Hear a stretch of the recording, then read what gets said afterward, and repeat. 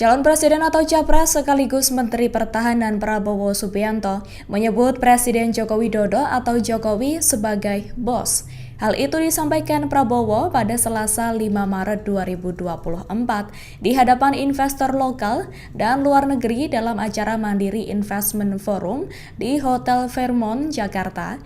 Presiden Indonesia terpilih hasil hitung cepat atau quick count tersebut dalam pidatonya bercerita bahwa acara itu merupakan forum pertama yang didatangi pada 2024 seiring dengan kesibukan ketika pemilihan presiden atau pilpres. Kehadirannya disebut juga sebagai instruksi dari bos alias Presiden Jokowi.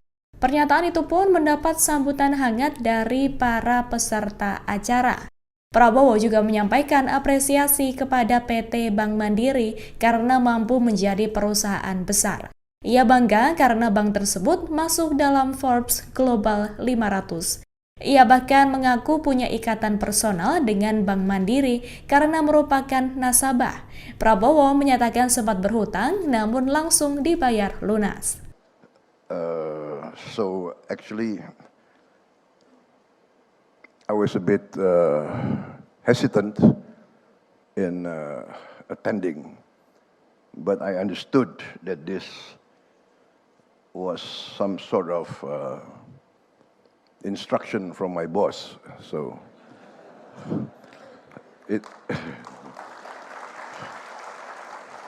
I would like to make some comments. I would like to, first of all, express my admiration for the performance of Bank Mandiri.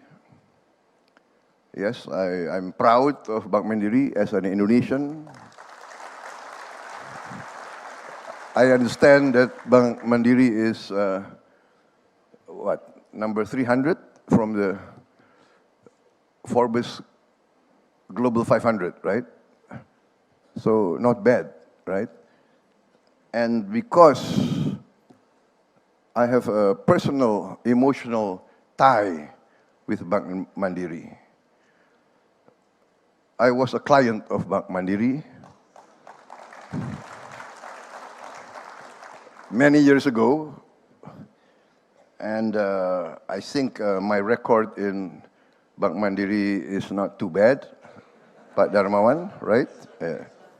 Right, I paid 100% of my debt. Tribun X sekarang menghadirkan lokal menjadi Indonesia.